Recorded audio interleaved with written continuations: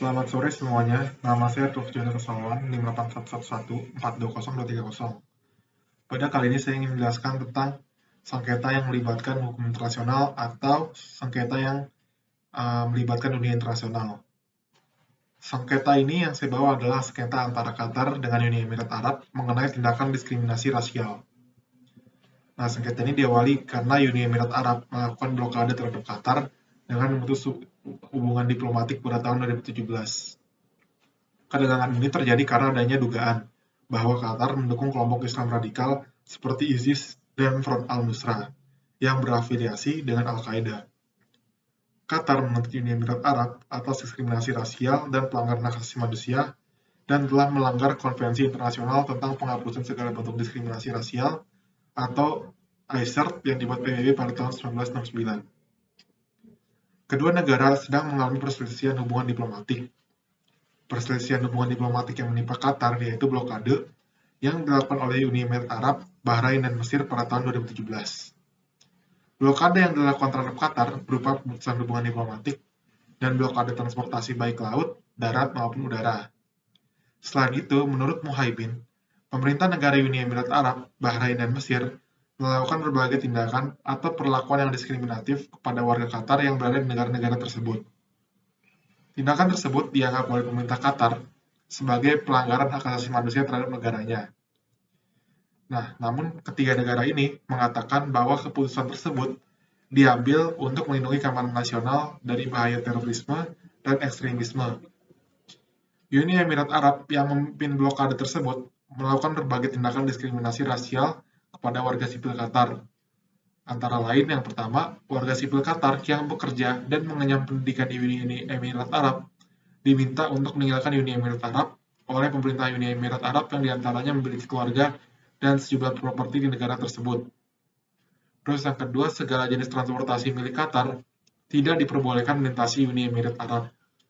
Yang ketiga, melarang warga Qatar memasuki atau melewati Uni Emirat Arab.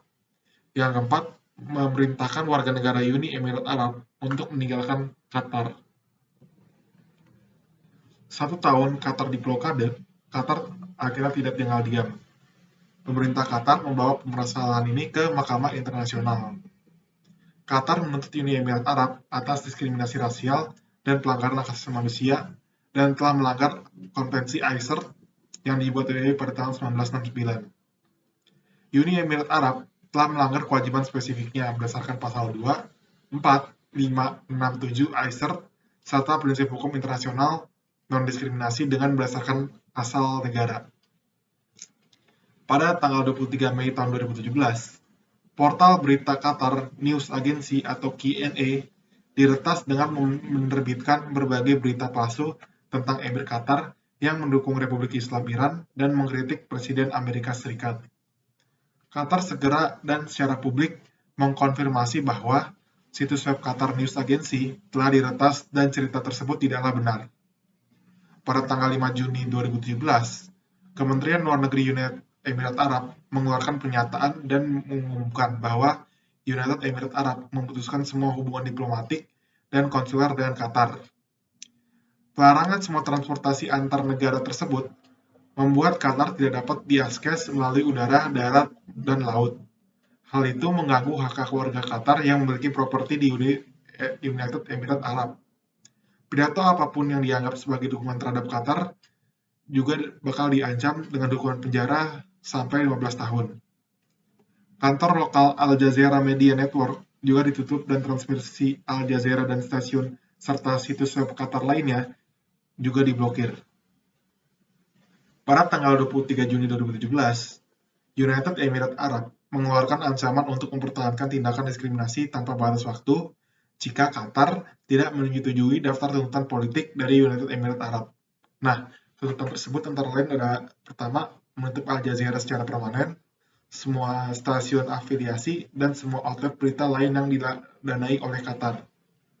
Yang kedua, menundukkan kebijakan luar negerinya dan kemampuannya untuk mengejar hubungan diplomatik dan strategis dengan kehendak United Emirat Arab. Yang ketiga, menyerahkan individu yang diinginkan oleh United Emirat Arab. Dan yang keempat, memungkinkan intrusi luas, termasuk audit bulanan, dan dalam pengambilan keputusan internal Qatar Pada tanggal 5 Juli 2017, United Emirat Arab mengeluarkan daftar tambahan 6 prinsip yang harus dipatuhi oleh Qatar. Agar tindakan diskriminasi itu dicabut, pada bulan Desember 2017, OHCHR menerbitkan laporan yang menjelaskan tentang dampak negatif dari tindakan diskriminasi terhadap hak asasi manusia Qatar. Menurut artikel 9 Vienna Convention 1961, berdasarkan kasus, posisi, dan kronologi yang sudah diuraikan, United Emirat Arab mengambil langkah-langkah dalam menyelesaikan sengketanya melawan Qatar dengan kekerasan, yaitu dengan melakukan blokade dan retorsi atau penarikan duta besar United Emirat Arab di Qatar maupun juga sebaliknya. Berakhirnya hubungan diplomatik tersebut ditandai dengan tingkat kualitas hubungan yang makin lama semakin berkurang dan sampai pada suatu keadaan yang tidak baik dan akhirnya diakhiri dengan pemutusan hubungan. Dalam sengketa ini, perwakilan Qatar diberikan waktu selama 2 minggu untuk meninggalkan United Emirat Arab. Hal tersebut termasuk tindakan persona non grata. Akibatnya, warga negara Qatar tidak mendapatkan perlindungan atas kepentingannya. Perjanjian-perjanjian tertentu yang sudah kedua negara ini sepakati pun dibatalkan. Uni Emirat Arab juga telah menarik perwakilan diplomatik dari Qatar. Hal ini sebagai tindakan balasan United Emirat Arab atas tindakan Qatar seperti yang sudah dijelaskan sebelumnya. Pasal 2 ayat 3 Piagam PBB menetapkan bahwa anggota PBB harus menyelesaikan sengketa yang mereka hadapi dengan cara damai sehingga tidak mengganggu perdamaian dan keamanan internasional dan keadilan. Pada tanggal 11 Juni 2018, Qatar mengajukan kasus ini kepada Mahkamah Internasional atas tuntutan pelanggaran terhadap ICER tentang diskriminasi rasial dan meminta keputusan sementara atau provisional measure berdasarkan pasal 41 Statuta Mahkamah Internasional. Qatar melalui perwakilannya menyerahkan aplikasi pada registri melalui permintaan sepihak dari Qatar tanpa adanya perjanjian khusus, yang biasanya dilakukan jika kedua negara yang bersengketa menyetujui penyelesaian sengketa melalui Mahkamah Internasional. Menurut Sumario Suryokusumo, terdapat 3 kewenangan atau yurisdiksi Mahkamah Internasional. Salah satunya itu adalah yurisdiksi wajib. Yurisdiksi ini ditetapkan apabila para pihak yang bersengketa terikat dalam perjanjian atau konvensi, di mana dalam perjanjian tersebut mereka telah menyepakati jika terjadi sengketa antara pihak-pihak tersebut, maka mereka menerima yurisdiksi wajib Mahkamah Internasional untuk memutuskan perkara tersebut.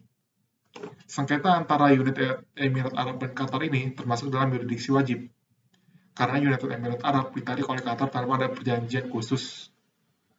Sesuai dengan pasal 36 ayat 2 Statuta Mahkamah Internasional, pihak-pihak dari Statuta Mahkamah Internasional tersebut dapat setiap saat menyatakan menerima yurisdiksi Mahkamah Internasional tanpa adanya perjanjian khusus dalam hubungan dengan negara lain yang menerima kewajiban yang sama.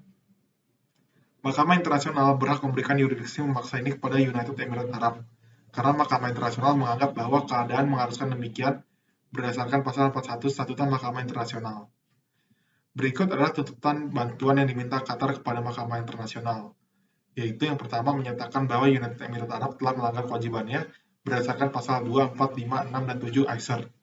Yang kedua, memerintahkan United Emirat Arab untuk mengambil semua langkah diperlukan dalam mematuhi kewajibannya berdasarkan ICER. Nah, dari sengketa tersebut, seharusnya cara penyelesaiannya dapat dilakukan karena dengan cara Qatar dan UAE sebagai negara tetangga dapat menjaga perdamaian dan kedaulatan masing-masing negara agar tidak terjadi sengketa yang berkepanjangan yang mengakibatkan kerugian yang besar dan krusial bagi negara maupun warga sipil. United Emirat Arab sebagai negara pihak dalam ICER sebaiknya dapat mematuhi kewajiban yang terkandung dalamnya, sehingga dapat menciptakan suasana yang damai dan harmonis dalam berbangsa dan bernegara. Sekian dari saya.